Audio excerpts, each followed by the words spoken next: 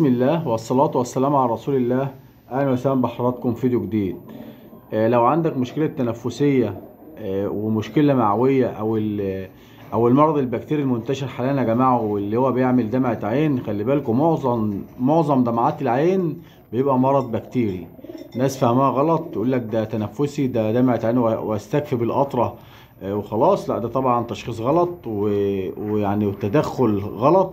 لازم يعني مش عايز اقول لحضراتكم 90% من دمعة العين مرض بكتيري، بس انت لازم قبل ما تعالج العين طبعا بتغسل العين بميه فاتره او دافيه، وبتقطرها بقطره مثلا ديكسترول او غيرها. طيب الافضل ايه بقى والاهم؟ ان انا اعالج الحمام بمضاد حيوي او بعلاج عشان المرض البكتيري. العلاج المناسب يا جماعة في الحالات دي، ومش في الحالات دي وبس، في جميع حالات الأمراض البكتيرية والمعوية والتنفسية، هو العلاج اللي أنا ظهر لحضراتكم ده، حاجة اسمها دوكسيكول. الدوكسيكول ده يا جماعة مصري 28 جنيه فقط، ما كملش 8 كيلو كلفة. الدوكسيكول ده فيه مادتين مهمين جدا. المادة الأولى هي الدوكسي سايكلين. طبعا الدوكسي سايكلين غني عن التعريف، مضاد حيوي ممتاز جدا للأمراض التنفسية ويعني وبيعالج في حالات كتير جدا من أمراض الحمام، وبيساعد برضه في كل مشاكل وأمراض الحمام. الدوكسي سايكلين.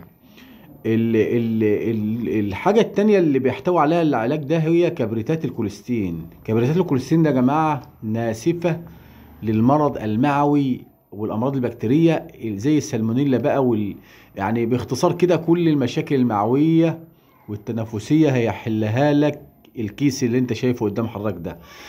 الدوكسيكول، الدوكسيسايكلين مع الكبريتات النحاء مع كبريتات الكوليستين دي بفضل الله هيحل لك النزلات المعويه، الاسهالات، الامراض التنفسيه، سيلان الانف، كل الكلام ده.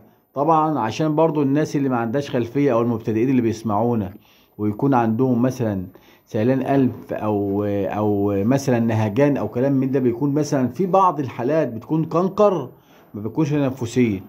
طيب انا بقى بنصحك وبقول لك، لو بتسمع عني دلوقتي والفيديو ده وجبت فعلا دوكسيكول، انا بقول لك يبقى اعطي للحمام معاه فلاجيل بشري، يبقى ادي نص سنتي للحمام مباشر، وحط الدوكسيكول في الميه، مفيش اي مشكله ان شاء الله. كده بضرب لك يعني الارض بالحائط، بضرب لك كده الكنكر والتنفسي والبكتيريا والسالمونيلا وكل امراض الحمام بفضل الله. يبقى دوكسيكول جرام على لتر ميه لمده 5 ايام، ودي للحمام ده على الميه، ودي للحمام مباشر نص سنتي لو زينه، لو كينج ورمانو كده ده سنتي فلاجيل بشري. طيب لو انا عندي كميات وما اعرفش امسك فرد الحمام واحده هقول لك جيب الكلفه، كيلو كلفه، حط على 10 سنتي فلاجيل، 10 سنتي ميه، وقلبهم، والحمام جعان هياكلهم ويشرب الميه اللي فيها الدوكسيكول جرام على اللتر. ان شاء الله اعتبر نفسك حصنت وعالجت حمامك من كل الامراض بفضل الله.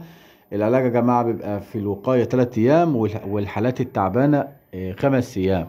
نقطه عايز اكد عليها، كل ما يعني الفرد المريض عندك كل ما تعزله وتعالجه لوحده كل ما نسبه شفائه بتكون اعلى. خلي بالكم الكلام ده. الدوكسيكول علاج مصري ممتاز جدا، 28 جنيه في متناول الجميع. لو محتاجين اي حاجه اكتبوا لي في التعليقات، تحت امر الجميع. ويا ريت شير عشان غيرك يستفاد، وانتظرونا ان شاء الله في اللي جاي. والسلام عليكم ورحمه الله وبركاته.